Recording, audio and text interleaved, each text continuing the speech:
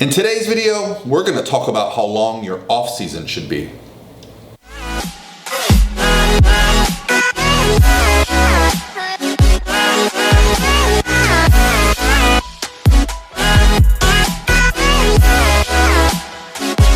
All by myself.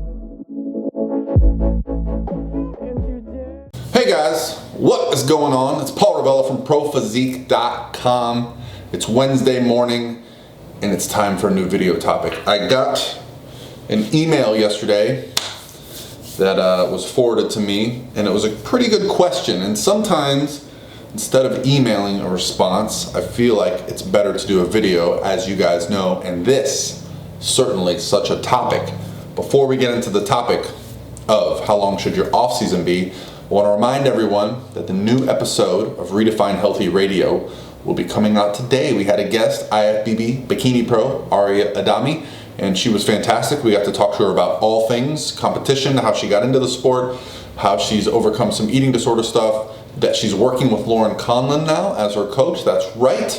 So she's staying true to the fam, right? So anyway, guys, look for that. It'll be coming out today on iTunes. I'll also be putting a YouTube video out with that, but the sound is a little funky on the YouTube side. But overall, you can still listen to it. But the iTunes audio came out perfect, and I had to add another microphone, so I put my sound engineer hat on.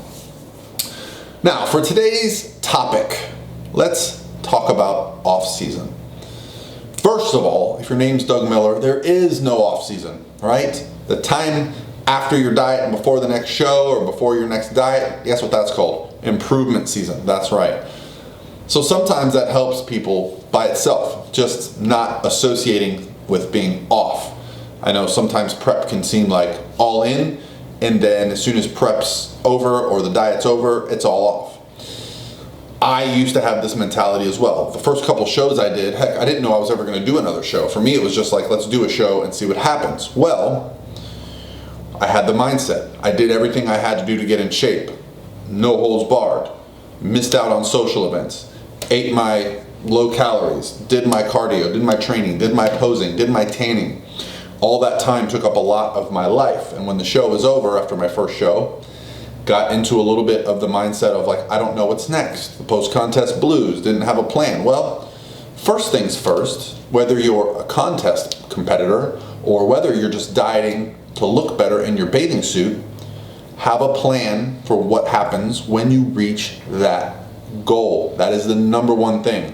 I can tell you the last time I dieted, I had a plan, and it didn't feel like the end of the diet, the show, was the end of something. It just felt like it was, okay, that part's done, now I do this, versus the all or nothing attitude that I had previously with shows, where I just did anything it took to get where I got to get, and then when the show was over, the diet was over, let's just spend a couple months going haywire and, you know, still keeping up with the gym and stuff, but definitely didn't have as much direction, and it could be more productive if you have a little bit of direction, right? So how we handle that is completely individual. I've done a lot of videos on that topic, and we can discuss it more as needed. But today's video topic is how long should your off season be?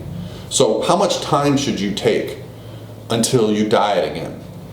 So basically, the email came in, and it was a person that had undergone a fat loss phase, right? And during that fat loss phase, they lost a lot of weight, but they also had to restrict calories, get their cardio pretty elevated.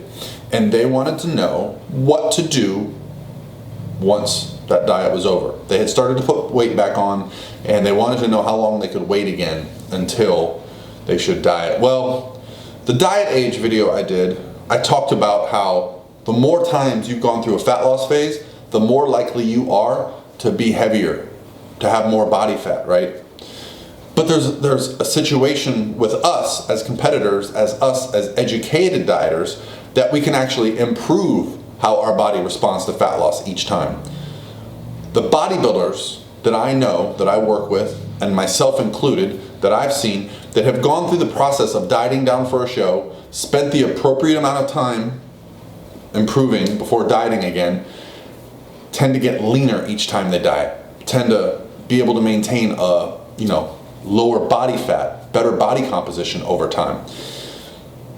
Do I have any facts to back this up? No, but there's not a lot of case studies when we're talking about long-term bodybuilding, things like this. So it's just trends that you tend to notice with yourself. You know, I've done 4 competition seasons with clients. I've been a full-time coach now for almost 6 years, so I have some track record. And then I also am associated with people who have been competing in natural bodybuilding for over 20 years. And so I've just talked to people and seen some things. So it is my belief that if you do things the right way, the body is capable of getting leaner each time you diet.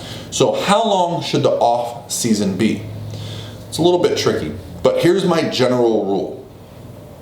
If you spend 20 weeks in a specific fat loss phase, I would suggest the minimum time you spend improving would be that 20 weeks. Now, after 20 weeks, are you going to be back to where you were? Probably a little bit hormonally and metabolically.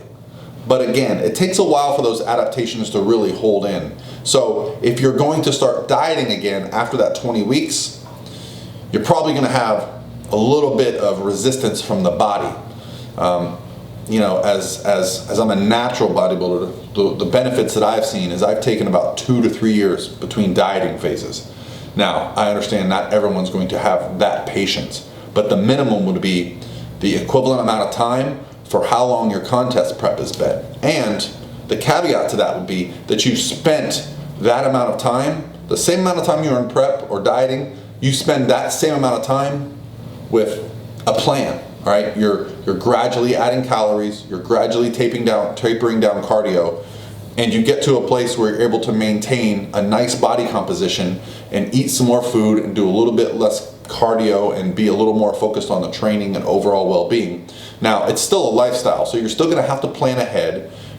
You know, you can obviously track a little bit more loosely. You can actually, you know, kind of guesstimate and visually track your food based on the skills that you've acquired during dieting. I'm assuming that you're familiar with flexible dieting and that you understand how to track macronutrients and go out to eat and be social. I think that's a huge part of being not in contest prep or not in diet phase, is that you start to incorporate more normal life activities for you, going out with your friends to the summer events, to the movies, to the beach, you know, attending weddings, things like that.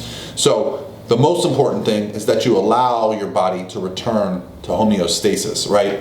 There's some pretty drastic changes that happen with very low body fat. The good news is all of those things should return to normal if you spend the time to allow the body to return to, you know, homeostasis through reverse dieting, or even if you don't want to reverse diet. You know, reverse dieting is something very specific.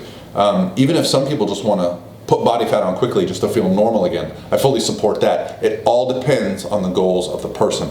So I hope this answers your question, how long your off season should be. You have to look at what your overall goal is. That's the number one thing. So let's say you diet down and you're not happy with what you saw. You're not happy with the amount of muscle you saw. Well, adding muscle takes time. So if you're going to spend 20 weeks dieting down and you're going to only spend 20 weeks in improvement or off season, you're not going to be able to make significant changes, because a lot of that time you're just returning your hormones to normal.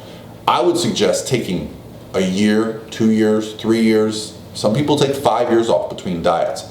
All the while, though, you're living the lifestyle of a bodybuilder or a physique athlete, or whatever your goal may be. You're in the gym, you're putting on lean body mass, you're taking care of your diet, you're not being an asshole with binging, and you're just treating the process like it's a lifestyle, because this isn't a short-term process. If you're looking for short-term results, this isn't the way to do it. Okay, there's shortcuts that you can take to getting the physique that you want, but if you're looking for shortcuts, that's not the kind of advice I'm providing. I'm providing the advice that is real world, sustainable. You get to keep it, okay? This is the way I look 24/7, 365. I might go up a pound or two, I might diet down and do a show, but the muscle that I've put on my body over the last 23 years of resistance training, with the last 10 being very focused on the gym, is mine to keep, because I've done it in a sustainable manner. So that's what I would suggest for you. Just figure out what your goals are. If you need to spend longer time between dieting phases to put on some lean body mass, that will help your fat loss as well. More lean body mass equals better metabolic rate. All right, guys, that's going to be it for me today. It's Wednesday. I hope you guys are having an awesome week. Check out Redefine Healthy Radio, and I'll talk to you tomorrow.